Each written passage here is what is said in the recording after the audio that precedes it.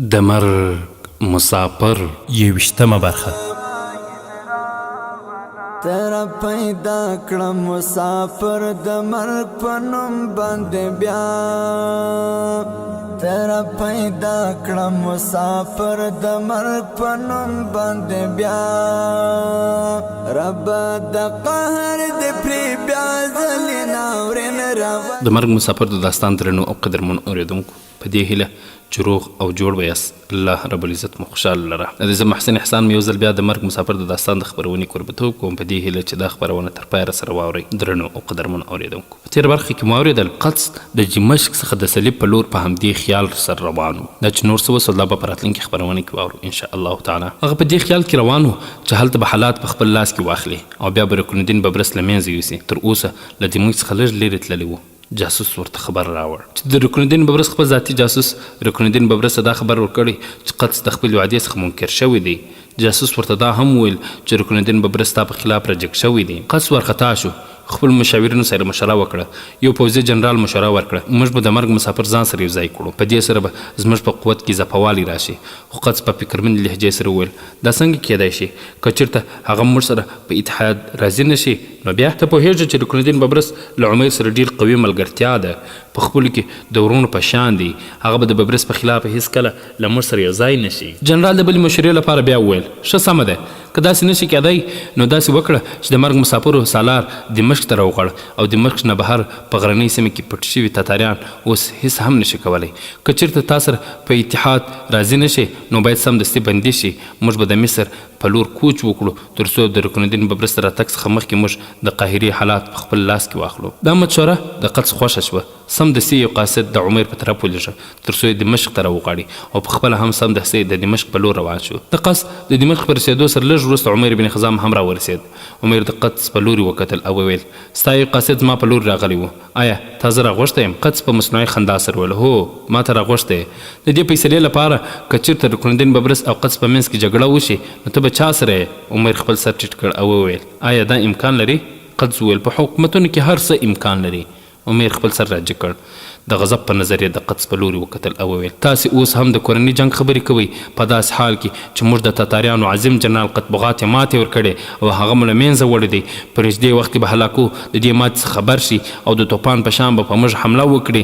زه ستاسو خواست کوم چې په خپلو کې اتفاق لپاره کار وکړئ، کورني جنګ منځ ته مه راوړئ. قدس بې جوابه سو او ویل دا زما د سوال جواب نه دی، زه صرف دومره پوهېدل غواړم چې ته به موږ دواړو کې د چا سره درېږې؟ عمیر په فیصله کوونکي انداز سره وویل زه د هغه چا سره یم څوک چې په حق وي. قدس وویل که چېرته زه په حق نه یم نو بیا نو زه به د رکن الدین ببرس سره یو ځای شم او ستا په خلاف به جنګ شروع کړم. قدس په غوسې سره خپل جنګیالي ته وویل دا بندي کړئ. په وسلو سنبال جنګیالي رامخکې شول. عمیر په زنځیرونو وتړه، د باندې یې راوړ او په یوه پنجره کې یې واچوه. قدس د خپل لښکر او عمیر سره د قاهرې په لور کوچ وکړ. د دمشق د شمال په اخر کې ابونواس ټول تاتاریان له منځه یوړل. بیرته واپس دمشق ته روان و چې د مسکن یو جاسوس ورته راغی. په ډېر رازدارۍ سره یې وویل ته او شیبان د لښکر څخه لږ جدا سئ، زه تاسو دواړو ته څه ویل غواړم. ابونواس فکرمن شو. جاسوس ورته په پریشانۍ سره وویل ما د خپل ژوند د ټولو څخه بد خبر راوړی دی. ابونواس او شیبان چې کله د لښکر څخه جدا سول جاسوس ورته وویل د مصر حکمران قدس اکا ځان سره بندي کړ، زموږ اکا یې په زنځیرونو تړلی دی او ځان سره قاهرې ته روان کړ. ابونواس په ټیټ اواز سره ترې پوښتنه وکړه ولې؟ عمیر یې ولې بندي کړ؟ جاسوس وویل قدس له رکن الدین سره وعده کړې وه که چېرته تاتاریانو ته ماتې ورکړې نو ته به د شام هېواد خودمختاره حکمران یې او اوس له خپلې وعدې څخه اوښتی دی او د رکن الدین له لوري هغه ته خطر ده نو ځکه یې اقا ګرفتار کړ. هغه فکر کوي هسې نه چې د مرګ مسافر رکن الدین ببرس سره یو ځای شي او زموږ په خلاف جنګ ونه کړي. ابونواس خوا کې ولاړ شیبان ته وویل شیبانه ته لښکر د دمشق په ځای خپل مسکن ته بوځه، زه قاهرې ته ځم تر څو د عمیر د خلاصون انتظام وکړم. دې سره ابونواس په خپل آس سپور شو او د قاهرې په لور روان شو. شیبان د لښکر سره د مسکن په لور روان شو. بل طرف ته رکن الدین ببرس هم د عمیر د بندي کېدو څخه خبر شوی و نو هغه هم د خپل لښکر سره د قاهرې ښار د سازشونو په جال کې راګیر و. قدس خپلو ملګرو سره صلاح او مشورې کولې. رکن الدین ببرس د خپلو جنرالانو سره د قدس په خلاف عملي اقدام اخیستلو په تکل کې و. قدس د رکن الدین ببرس قاهرې ته د رارسېدو څخه مخکې ټول هغه مشران له غټو چوکیو څخه لرې کړل چې د رکن الدین ببرس ملګري وو او د هغوی په ځای خپل ملګري مقرر کړل. د مرګ مسافرو سالار د بندي کېدو خبر خبر قاهرې ښار کې خپور شو. د قاهرې خلکو چې عمر خپل محسن ګڼل نو د بغاوت کولو لپاره آماده شول، خو رکن الدین ببرس د قاهرې خلک مطمئن کړل. رکن الدین ببرس نه غوښتل چې په مصر کې کورنۍ جنګ شروع سي. د قاهرې قاضي تاج الدین قدس ډیر پوه کړ. هغه د عمر د بندي کېدو په صورت کې د راتلونکو خطراتو څخه آګاه کړ، لیکن قدس عمر په هیڅ صورت نه پرېښود تر څو چې د هغه شرطونه ونه مني. هغه به یې پرې نږدي. خدای اقصا تبع سلطان صلاح الدین راولا، شاهین راولا، پر دغه خاوره مو د برم او عزت ژغورون کې، پر دغه خاوره مو د برم او عزت ژغورون کې، یو بل اتل لکه یوسف بن تاشفین راولا. د خبرونې درنو او قدرمن اورېدونکو، یوه ورځ له ماخستن څخه وروسته عمر له زندان څخه راویست او قدس ته یې راوړ. په داسې حال کې چې عمر په زنځیرونو کلک تړل شوی و. عمر په غضبناک نظر قدس ته وکتل او وویل زه د څه لپاره دلته راغوښتی یم؟ قدس په عاجزۍ سره وویل که ته چېرته خپلو جنرالانو ته یو داسې وړاندیز ولیکې چې هغوی مسکن خالي کړي، خپلو کورونو ته لاړ شي او ته پخپله د مصر او شام هیوادونو څخه لرې لاړ شي، نو زه به تا خوشي کړم. عمر په غوسې سره وویل کوم سړی چې خپل نږدې ملګري سره په واده وفا نه کوي، نو هغه به ما غوندې پردي سړي سره په واده څه وفا وکړي؟ تر څو چې د هلاکو خطر زموږ په سر وي نو زه به په هیڅ صورت کې خپل مسکن خالي نه کړم. قدس په لوړ غږ وویل کله چې ته ژوندی نه یې نو ستا مسکن ستا لپاره څه پیدا دی؟ د عمر د مړ کېدو سره د شاهینانو هغه مسکن نشي ختمېدلی. زما په مرګ باندې د شاهینانو مرکز څخه په زرګونه شاهینان تا څخه د انتقام لپاره راوالوځي، او په یاد ولره چې د دنیا په یو سر کې به ترې هم خلاص نشي. قدس په فیصله کوونکي انداز سره وویل زه تا ته 3 ورځې مهلت درکوم، که تا چېرته زما په حق کې فیصله ونه کړه نو د زندان د جلا توره او ساس سرټ به وي. د قدس په اشاره جنګیالي عمر بیرته زندان ته یوړ او په یوه تیاره کوټه کې واچوه. د قاهرې شاهي محل په مخ کې ابونواز د خپل آس نه راکوز شو او محل ته داخل شو. څوکیدار ته خپل ځان معرفي کړ او قدس سره د لیدلو درخواست یې وکړ. څوکیدار قدس ته ورغی، د هغه نه اجازه واخیسته او بیا ابونواز دننه ورولېږه. ابونواز شاهي کوټې ته داخل شو. د قدس شب خوابي شمېره ساتونکي ولاړ و. د ساتونکو په منځ کې قدس ناست و. ابونواز په داسې حالت کې شاهي کوټې ته داخل شو چې په مخ کې یې خاورې او شګې پرتې وې. قدس په غوسې سره ترې پوښتنه وکړه ته د څه د مقصد لپاره راغلی؟ ابونواز په ډېرې عاجزۍ سره وویل زه د خپل آقا د خلاصون لپاره راغلی یم. زه پوهېږم چې ته زموږ د مسکن په خلاف یې او زما آقا نه نفرت کوې. سره د دې زه تا سره واده کوم چې زما د آقا له لورې به تا سره هېڅ خطر نه وي. قدس وویل که ته چېرته خپل آقا په دې راضي کړې چې هغه خپل مسکن ختم کړي او د مصر او شام هیوادونو څخه لرې لاړ شي نو زه هغه خوشي کوم، په بل صورت کې به د هغه سر له تنې څخه جلا کړم. ابونواز په ټیټ اواز سره وویل که ته چېرته د هلاکو په مخ کې اسلامي نړۍ بېوسه لیدل غواړې او مسلمانان د هغه جلات په لاسونو حلالول غواړې او له منځه یې وړل غواړې نو موږ به خپل مسکن ختم کړو. ابونواز لږ وخت لپاره خاموش شو. د هغه په سترګو کې اوښکې له ورایه کتل کېدې. بیا ابونواز په لوړ غږ سره وویل عمر بن خزام خوشي کړه زه به هغه له دې ځای څخه لرې ویسم. که تاسو د هغه د شهرت څخه نفرت کوئ نو زه به هغه ځان سره مراکش ته بوزم. هلته به بربري مسلمانان د هغه په ډېر قدر وکړي. که چېرته موږ په قسمت کې د هلاکو په مخ کې د مصر په هیواد کې مضبوط بند جوړول نه وي نو موږ ټول به مراکش ته لاړ شو.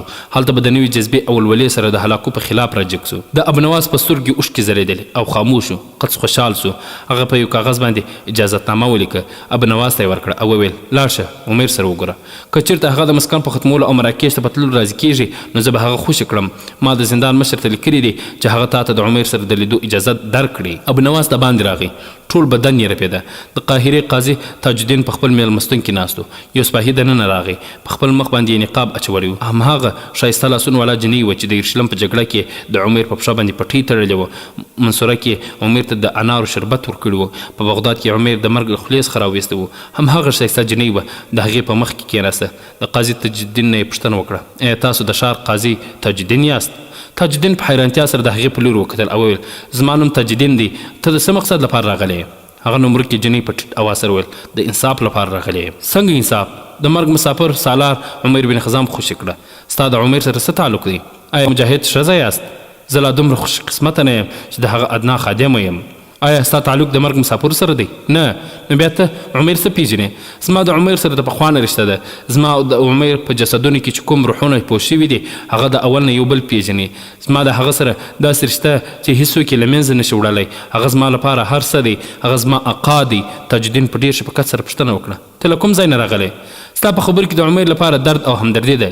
جنۍ په ژړغونکي اواز سره وویل زما هیڅ نوم او ځای معلوم نه دی، زه یو نمرکې جنۍ یم. تاج الدین په لوړ اواز سره وویل زه پوهېږم چې هغه بې ګناه دی، ما د قصد سره څو ځلې خبرې کړې دي تر څو هغه خوشي کړي، خو هغه هیڅ نه مني. جنۍ په ژړا کې وویل که د هغه هیڅ جرم نه وي او بې ګناه وي نو بیا هغه ولې بندي کړی دی؟ آیا هغه عیسویانو ته په یرشلم کې ماتې ور نه کړه؟ په منصره کې فرانسوي پوځ کښتیو ته اور وانه چوه او ټول پوځ یې له منځه یو نه وړ، نه هم لوی او د هغه ورور پوځ ته یې ماتې ور نه کړه؟ آیا دا چې هغه په منصره کې فرانسویانو ته ماتې ورکړه د دې په بدله کې یې نیولی دی؟ تاج الدین ولیدل چې د جنۍ د سترګو نه اوښکې لاندې فرش ته راسسېږي او د هغې ورو ورو سلګۍ هم اورېدل کېږي. نو تاج الدین په ډېر شفقت سره وویل زه مجبور یم لورې، په دې معامله کې زما هیڅ وس نه رسېږي. جنۍ د مار په شان را نیغه شوه او په سلګۍ کې وویل د حیرانتیا خبره ده چې د قاهرې قاضي بېوسه او مجبوره دی. تاج الدین لا جواب نه ورکړی چې جنۍ په منډه بهر ته لاړه.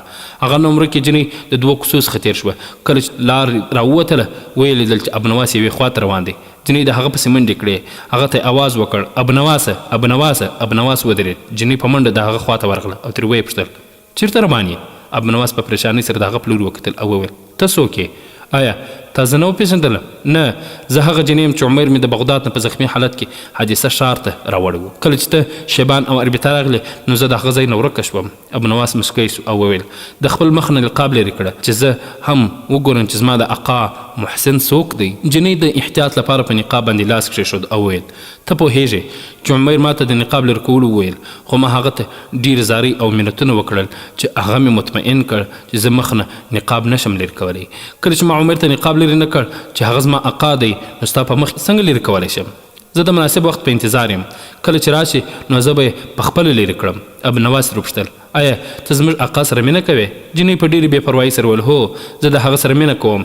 څنګه چې سهار د ماښام او ماښام د سهار انتظار کوي همداسې زه هم د عمیر انتظار کوم. کښتۍ د غاړې سره روزانه ګوري، مجاهد روزانه د خپلې تورې سره ملاقات کوي. همداسې زما مزل چې څومره هم لرې وي یوه ورځ به زه خپل منزل ته رسېږم. جنۍ خاموشه شوه، د نقاب لاندې یې خپلې اوښکې پاکې کړې. ابنواس جنۍ په دې حالت باندې خفه شو، په ډېره مینه او شفقت سره یې ترې وپوښتل ته اوس د کوم ځای نه راغلې؟ زه د عمیر د خلاصون په اړه قاضي تاج الدین ته ورغلی وم، خو هغه وایي چې زه د قصد په مخ کې بېوسه او مجبور یم. ابنواس ترې وپوښتل ته چېرته اوسېږې؟ زه کوم معلوم ځای نه لرم، ته ووایه چې کله قاهرې ته راغلی او چېرته روان یې؟ زه دمشق سره راغلم. د عمیر د خلاصون په اړه مې د قصد سره ولیدل، خو هغه څه شرطونه وړاندې کړل او وویل که چېرته عمیر دا شرطونه ومني نو زه به هغه خوشي کړم. هغه ما ته د عمیر سره د لیدلو اجازه هم راکړې ده تر څو د دې شرطونو په اړه د عمیر سره خبرې وکړم. جنۍ په بېصبرۍ سره پوښتنه وکړه څنګه شرطونه؟ هغه وویل که چېرته عمیر خپل مسکن ختم کړي او د مصر او شام هیوادونو څخه لرې لاړ شي نو زه به هغه خوشي کړم. ایا ته فکر کوې چې عمیر به دا شرطونه ومني؟ زه امید لرم چې عمیر باندې به دا شرطونه ومنم او د دې ځای نه به یې لرې مراکش ته ځان سره بوزم. جنۍ وویل که چېرته عمیر دا شرطونه قبول کړي، خپل مسکن ختم کړي، د مصر او شام څخه جلاوطن شي او مراکش ته لاړ شي نو زه به د هغه نه داسې نفرت وکړم چې په دنیا کې به مثال پیدا نه کړي. ابنواس خاموش شو، څه سوچ یې وکړ او بیا وویل زه د عمیر سره د ملاقات لپاره زندان ته روان یم. آیا ته ما سره تلل غواړې؟ هو، زه به ضرور تا سره ځم. دواړه تیز تیز د زندان په لور روان شول. زندان ته پر رسېدو سره ابنواس د زندان مشر ته د قدس اجازتنامه وښودله. د زندان مشر قدس خاص سړی و. د نصرالدین ببر سره د وعدې خلافي نه وروسته قدس د زندان مخکینی مشر معزل او پر ځای دا وټاکه. د زندان مشر ابنواس او نمرکې جنۍ ته د عمیر سره د ملاقات اجازه ورکړه او د احتیاط لپاره یې ورسره یو څو جنګیالي هم ولېږل تر څو د هغوی څارنه وکړي. ابنواس د جنۍ سره هغې کوټې ته ورراغی چېرته چې عمیر بندي و. ابنواس په لیدلو سره عمیر ته وویل ته دلته او د څه لپاره راغلی؟ د ابنواس د جواب نه مخکې عمیر د جنۍ په لوري وکتل او وویل ته دلته څنګه او د څه لپاره راغلی؟ جنۍ په غمجن اواز سره وویل زه ستا د خوشي کېدو لپاره قاهرې ته راغلی وم، خو هېڅ چا هم زما خبره وانه اورېده. ابنواس د هغې خبره ونیوله او وویل ما ستا د خلاصون لپاره د قدس د لوري څه شرطونه راوړي دي. عمیر د ابنواس په لوري برګ وکتل او وویل څنګه شرطونه؟ هغه وایي که چېرته عمیر خپل مسکن خالي کړي او د شام او مصر هیواد څخه جلاوطن شي نو زه به هغه خوشي کړم. عمیر په غوسې سره وویل هغه چټیات وایي، زه د مسکن ختمولو په ځای مرګ ته ترجیح ورکوم. ابنواس پښیمانه شو او وویل ما دا شرطونه صرف ستا د خوشي کېدو لپاره راوړي دي. ما ته ووایه زما اقا زه څه وکړم؟ زه تا په دې تورو کوټو کې نشم لیدلی. عمیر سر رجې کړ او په ورو یې وویل که چېرته هغوی ته معلومه شوه چې زه د هغوی شرطونه نه منم نو هغوی به تاسو هم بندیان کړي. ته سمدستي د رکن الدین ببرس سره وګوره، هغه به ستاسو د حفاظت تنظیم وکړي. هغه د صلیب نه قاهرې ته راغلی دی. دلته په زندان کې د هغه ډېر ملګري شته. د هغوی د خبرو څخه ما دا اندازه واخیستله چې هغه دلته رارسېدلی دی. اوس تاسو دواړه سمدستي د دې ځای څخه لاړ شئ، هسې نه چې زما غوندې په کومه تیاره کوټه کې پرېوځئ. ابونواس د خبرو موضوع بدله کړه او وویل زه رکن الدین ببرس ستا سره د خلاصون په باره کې خبرې وکړم، ته هغه ته هېڅ هم مه وایه. که هغه قاهرې ته رسېدلی وي نو هغه به ضرور زما د خلاصون لپاره هڅه کوي. واوره، که چېرته زه زندان د جلات په لاس مړ شوم نو ما نه وروسته به د سپهسالار ته او شیبان به ستا نایب وي. د مسکن د ختمولو په ځای زه مرګ ته ترجیح ورکوم. زه پوهېږم چې زما په خبرو عمل وکړې، ځکه چې ته بې زړه نه یې. اوس تاسو له دې ځای څخه لاړ شئ او رکن الدین ببرس سره د ملاقات کوشش وکړه.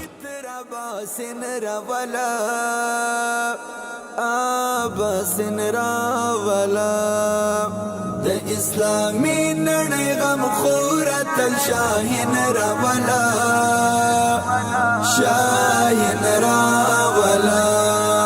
خدای اقصا تبع سلطان صلاح الدین راولا، شاهین راولا. محسن احسان سترګي پلارا لمدو. د خبرونې درنو او قدرمن اورېدونکو، ابونواس د جنۍ سره د زندان نه بهر شو. لا د زندان څخه ډېر لرې نه وتللي چې د شا نه پر چا اواز وکړ ابونواسه ابونواسه. هغه ودرېد، شاته یې وکتل. یو ترکي د هغوی په لور روان و. کله چې نږدې سو نو ابونواس ترې پوښتنه وکړه تاسې ما ته غږ کوه، ته په خطر کې او د قد جنګیالي غواړي چې تا بندي کړي، ته ما سره راځه. رکن الدین ببرس غواړي چې تا سره وګوري. ابونواس ترې پوښتنه وکړه ته څوک یې؟ زما نوم زید بن زبیر دی او زه ستا سلامتي غواړم. رکن الدین ببرس سره څه تعلق لري؟ داسې فکر وکړه چې زه د هغه غلام یم. نو بیا موږ دواړه تا سره د تللو لپاره تیار یو. درې واړه د جنوب په لور په ډېرې تیزۍ سره روان شول. د ماښام نه وروسته یې عمیر د زندان د کوټې نه راویست او د جلات خانې ته یې راوړ، ځکه چې 3 ورځې پوره شوې وې او هغه د قتل شرطونه ونه منل. په زنځیرونو یې تړلی و. د زندان مشر د جنګیالیو یوې ډلې سره د جلات خانې په لور راغی. جنګیالي عمیر جلات خانې ته راوړ او واپس بیرته لاړ. یو سپاهي د جلات خانې اوسپنیزه دروازه بیرته بنده کړه. اوس په کوټه کې عمیر، د زندان مشر، 2 جنګیالي او یو تور خوفناک شکل لرونکی جلاد ولاړ و. د زندان مشر د عمیر نه پوښتنه وکړه د مرګ نه مخکې ستا کوم خواهش او پیغام وي نو ویلی شي. د عمیر په مخ باندې عجیبه مسکا راغله. په خپلو شونډو یې ژبه تېره کړه او وویل که چېرته د مصر د حکمران قدس په نوم کوم پیغام درکړم نو زما د مرګ نه وروسته به دا پیغام هغه ته ورسوې. ضرور به یې ورسوم. نو بیا هغه ته ووایه چې د دنیا له پیدایښت څخه تر اوسه د قومونو نومورکي جنګیالي په خپلو وینو د قوم زرین تاریخونه لیکي. که چېرته زما په مرګ زما د قوم دا د بېوسۍ ورځې له منځه ځي نو زر وارې دې مرګ ته تیار یم. 2 جنګیالي چې د یو سره په لاس کې رسۍ او بل سره تور نقاب و، عمیر یې په رسیو باندې کلک وتړه او بل سپاهي را مخکې شو تر څو عمیر ته نقاب واچوي. شیرو بهیبت او دبدبه بیا تر هند ورسې. سلطان محمود غزنوي تر عباسین راولا، سلطان محمود غزنوي تر عباسین راولا، عباسین راولا. د خبرونې درنو او قدرمن اورېدونکو، د سینا په دښته کې 3 سپاره په ډېرې تیزۍ سره د قاهرې په لور را روان وو. هغوی 3 واړه د جنګ بهترین لباس اغوستی وو. هغوی خپل اسونه په قمچینې وهل او بې له دمې او آرام څخه د قاهرې په لور را روان وو. هغوی کې یو مردانه لباس اغوستی او دا اربیته وه. هغې شاته مغیث ناست و. خپل دواړه لاسونه د اربیتې ملا څخه کلک تاو کړي وو. د هغې سره 2 جنګیالي وو، یو عرب او بل بربري وو چې د اربیتې د حفاظت لپاره ورسره راغلي وو. کله چې قاهرې ته راورسېدل د یو چوک څخه د تېرېدو په حال کې وو چې څو جنګیالیو د هغوی مخه ونیوله. اربیته په غوسه شو او وویل زموږ لاره مو ولې ونیوله. یو ځوان چې شاید د دې ډلې مشر و څو قدمه رامخکې شو او په ډېر ادب سره وویل د سپهسالار له لوري څو ډلې په دې مقرر شوي دي تر څو هغه خلک چې زموږ سره هم نظري وي محفوظ ځایونو ته ورسوي. تا ته څنګه معلوم شو چې موږ ستا دوستان یو؟ د رکن الدین جاسوس نن سبا په پوره هوښیارۍ او امردارۍ سره خپل وظیفه ترسره کوي. تاسو لا په سینا دښتې کې وئ چې زموږ جاسوس موږ ته ستاسو په اړه معلومات راکړل. بل دا چې ستا شاته د ناس ماشوم شکل د عمیر په شان دی. هغه د مصر د خلکو محسن او ورور دی. د دې ماشوم د شکل نه صفا معلومیږي چې تاسو د عمیر ښځه یاست. اربیتې په غوسې سره وویل هو همهغو مصري عوام خپل محسن او ورور د زندان په تور کوټو کې بندي کړي. سپاهي په خفګان سره ویل دا یو مشکل سوال دی او ما سره ځواب نشته. موږ د محسن او ورور په خلاف یو مختصره ډله ده او تاسو به نږدې راتلونکي کې وګورئ چې موږ به د هغوی په خلاف څنګه په حرکت کې راځو. تاسو په ښار کې ګرځېدل خطرناک دی. موږ به تاسو د قاضي تاج الدین کور ته بوځو. هلته به میلمستون کې ستاسو جنرال ابونواس هم شته. د اربیتې ساتونکي ویل موږ اربیته وړاندې یوازې نشو پرېښودلی. موږ به دا د قاضي تاج الدین کور ته ورسو او بیرته به میلمستون ته راشو. پوځي افسر وویل موږ هیڅ اعتراض نه لرو. راځه لومړی اربیته وریندار قاضي تاج الدین کره بوځو او بیا به تاسې دواړه میلمستون ته راشي. دې پوځي ډلې اربیته او دواړه جنګیالي قاضي تاج الدین کره راوستل. دروازه یې وټکوله. لږ وروسته دروازه خلاص شوه. دروازه خلاصونکي خپله قاضي تاج الدین و. د پوځي افسر نه یې پوښتنه وکړه انشاءالله خیر خو به وي؟ هغه د اربیتې او مغیز په لور اشاره وکړه او وویل دا د عمیر بن خزام ښځه ده او دې سره کوچنی د هغه زوی دی. سپه سالار حکم کړی چې تاسو کور کې پاتې شي. قاضي تاج الدین د اربیتې د آس واګې په لاس کې ونیوله او اربیته د آس نه راکوزه شوه او تاج الدین مغیز په خپلو لاسونو کې ونیو. لاندې یې د آس نه راکوزه کړه. د اربیتې په سر یې لاس راتېر کړ. وویل لورې له ما سره راځه. تاج الدین اربیته مغیز او د اربیتې آس ځان سره کور ته دننه کړ او د جنګیالي ډلې د اربیتې ساتونکي ځان سره بیرته بوتلل. تاج الدین ښځې او بچیانو د اربیتې سره ستړې مچې وکړل او کله چې ورته معلومه شوه چې د مرګ د مسافرو د سپه سالار عمیر بن خزام ښځه ده نو داسې خوشحاله شوه لکه کومه عظیمه هستي چې په لاس کې ورغلې وي. کله چې د تاج الدین ښځې ډوډۍ راوړه نو اربیتې د قاضي تاج الدین په لوري وکتل او وویل له تاسو یوه پوښتنه وکړم. قاضي تاج الدین په خفګان سره وویل زه پوهېږم چې ته د څه په اړه له ما څخه پوښتنه کوې. کله چې ته پوهېږې نو بیا ولې زما خاوند بې ګناه د تورو تنبو شاته پروت دی. د قوم هغه مجاهد چې د کوچنیوالي څخه تر اوسه پورې د اسلام د دښمنانو په مخ کې سپر او ډال دی ولې په زندان کې پروت دی. که چېرته هغه مجرم وي او د قوم حقوق یې تر پښو لاندې کړي وي نو د هغه سر زما په مخ کې له تنې څخه جلا کړئ. زه به هېڅ ونه وایم او صبر به وکړم خو که هغه چېرته بې ګناه وي نو زه څنګه خاموشه پاتې کېدی شم. اربیته خاموشه شوه او په سلګۍ شوه. وړوکې مغیز چې خپله مور په ژړا ولیده نو هغه هم په ژړا سو. قاضي تاج الدین د اربیتې په سر لاس راکش کړ او وویل لورې ته د یو مجاهد ښځه یې او صبر وکړه الله تعالی به خیر کړي. د اربیتې سلګۍ نورې هم تیزې شوې رامخکې شوه او قاضي تاج الدین ته یې زارۍ شروع کړې. د خدای جل جلاله په خاطر زما خاوند وژغوره. تاسو د ښار قاضي یاست. زما خاوند د خودغرضه ذهنونو ښکار شوی دی. ناڅاپي وړوکی مغیز هم رامخکې شو. د قاضي تاج الدین لمن یې ونیوله او په ژړغونکي اواز یې وویل زما پلار وژغوره زما پلار وژغوره. دواړه مور او زوی قاضي تاج الدین ته زارۍ کولې. د قاضي تاج الدین د سترګو نه اوښکې راغلې او په سپینه ژیړه کې یې جذب شوې. په دواړو لاسونو یې مور او زوی ډاډ ورکړ او وویل صبر وکړئ زما بچانو. زه اوس رکندینو به برس ته ورځم. له هغه سره د عمیر د خلاصون په اړه فیصله کوونکې خبره کوم. زه به په دې برخه کې هر څه ته غاړه کښېږدم ولو که دا کار ما د قدس بغاوت ته اړ کړي. زه به د قدس په خلاف بغاوت هم وکړم خو ستا خاوند ته به حق او انصاف ورکړم. خپلې ښځې ته اشاره وکړه تر څو اربیته او مغیز ځان سره سنبال کړي او خپله د باندې لاړ. په جلاتخانې کې دواړو جنګیالیو ناڅاپه د زندان مشر کلک راونیولو. د مرګ مسافر د داستان درنو او قدرمنو اورېدونکو دا چې د زندان مشر چا او ولې ونیولو دا به په راتلونکي خپرونه کې واورو ان شاء الله تعالی. دا خپرونه ما محسن احسان چمتو او تاسو ته وړاندې کړه. تر بیا ستاسو په درنه حضور کې راحاضر یو. تاسو ټول په الله جل جلاله سپارو. السلام علیکم ورحمة الله وبرکاته. سلطان محمود غزنوی تر عباسین رولا. سلطان محمود غزنوی تر عباسین رولا. عباسین رولا. د اسلامی نړۍ غم خوره تل شاهین رولا. شاهین رولا.